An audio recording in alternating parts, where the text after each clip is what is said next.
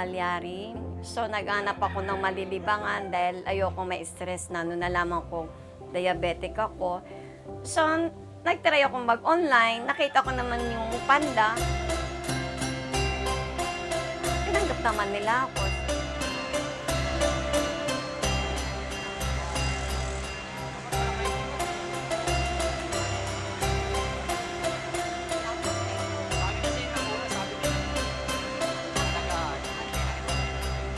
Tawag nila sa akin nanay. Ako ang nanay ng BGC.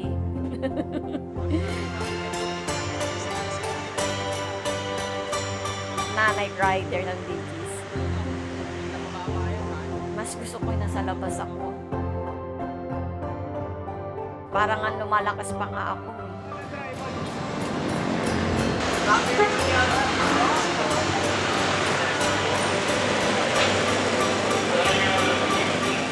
Ako si Adrian Tumamaw. Tawag sa akin sa grupo namin si Ian sa BGC group. Unang apply ko, encourage ako ng kapatid ko. Sinubukan ko, tapos within 3 months na hired na ako. Full time na ako, bali.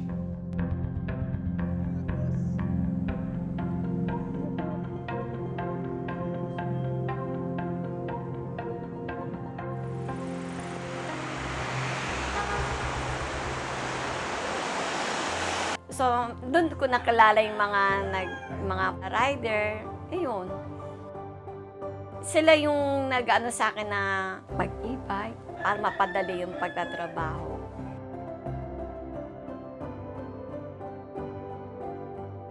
Natutuwa sila sa akin kasi sabi nila, although na ganito na edad ko, kaya ko pa. Pugi! Malakas! Malakas! Nakaisa ka na?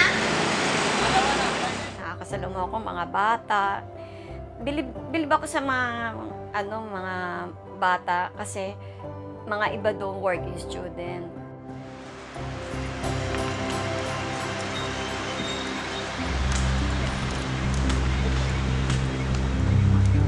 Ako si Mark De Terala, 21 years old at working student ako as estudyante tapos part-time delivery rider. Tinatanggal ka lang ito. Pasok ko sa luma. Ang kinagandahan kasi dito sa amin, kami pipili, hahanap kami ng schedule na pasok doon sa kung ano yung gusto naming oras. Pwede kami mag-deliver ng umaga, pwedeng gabi, kung saan kami bakante. Yun yung kinagandahan. Hawak namin talaga ang oras, tapos control namin kung anong oras kami bibiyahe, anong araw kami bibiyahe. Halimbawa, ayaw namin bumiyahe na 1 linggo. Hawak, ganun ang ng sistema nito.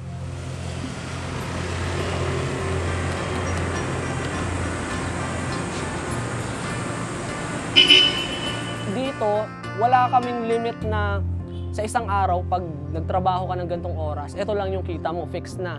Sa amin, kung gusto mo magtrabaho, pwede kang lumampas. May kumikita nga sa amin ng 3K. Minsan, mas malaki pa doon dahil doon sa sipag nila, tsaka doon sa oras na nilalaan nila doon sa pagtatrabaho. Yun yung kinagandahan.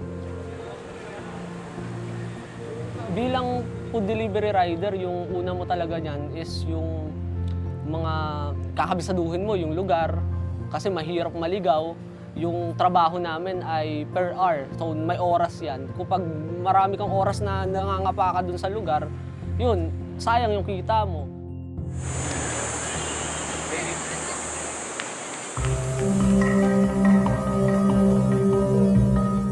Ang problema lang talaga lagi is yung isa na yung number 1 namin, hijack. Tapos yung pangalawa, RTB, return to vendor. Yung nagkakaroon ka na fake booking, number 1 yon.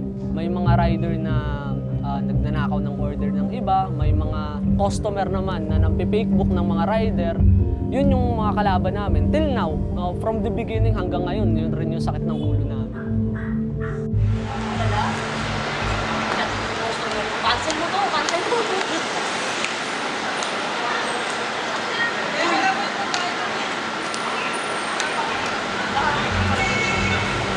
May mga customer na umu-order, walang magawang magaling. Pagpunta namin doon, wala sila. Pagdating mo sa area, hindi na sila makontak. once na fake booking ka na, tapos collect cash mo pa siya, i-return to vendor mo siya. Pero may isang option nun, bibilin mo yung food. Kaya naiwasan yung RTB. Pero mas maganda, RTB pa rin. Kasi yung imbis nakita mo na, hindi, naibabalik mo pa sa vendor yung item. Ayun yung nakakalungkot dun sa sistema ng kahit yung rider naman ay matino, marangal na nagtatrabaho, wala namang ginagawang kamalian dun sa trabaho niya.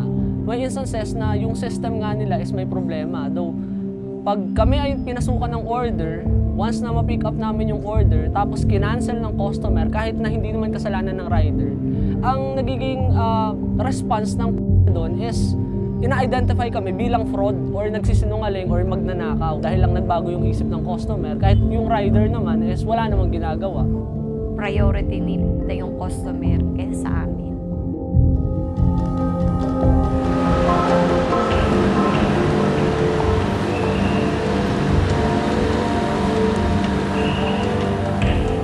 May mga kapwa rider naman kami na hindi naglalaro ng patas. Nagnanakaw ng order. Instead na i-deliver ko, yung order na hindi naman para sa kanila, kinuha na dun sa tindahan. Tapos, yun, kinain, ganun, inuwi. So kawawa yung pangalawang rider, wala na siyang kukunin. So kailangan i-report yun ang hassle. Ang ginagawa naming solusyon dun, well, sa community naman, sa isang area naman ng mga delivery rider, may mga grupo-grupo na yan. So, pag na-fake book kami, yung information ng customer, pinapakalat namin para in case na may pumasok na ganung booking, ma-report nila agad, hindi na sila mabiktima pa. Pangalawa, pag COD naman yung order, may time na yung mga rider, nag-iipon-ipon, nag-aambagan para mabayaran yung COD na nakuha dun sa rider.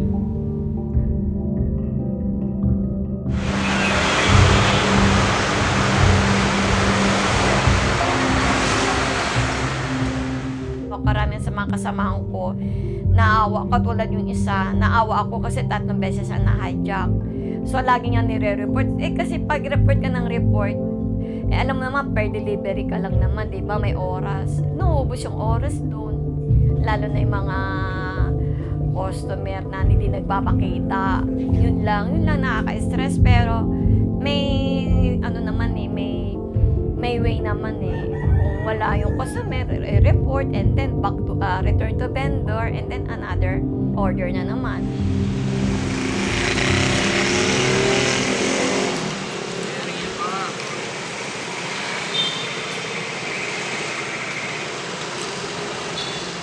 Ang pinaka-benefits namin yung mga free foods and drinks, tapos yun nga, merong accidental insurance. Benefits, medyo kakamot ako ng ulo dyan dahil kung tutuusin, parang hindi nga namin nararamdaman na may benepisyo kaming natatanggap dahil yung kita naman namin galing rin mismo dun sa pawis namin na buong maghapon ka magde-deliver, dun nakadepende yung kita mo. Kung tutuusin, nagbibigay daw sila nung quote-unquote incentives or yung bonus dun sa quest or yung bonus dun sa pagde-deliver. Pero kung tutuusin yung pera na 240 pesos, logically kinita rin namin dahil rin sa amin. So wala rin kami natatanggap galing mismo sa kanila.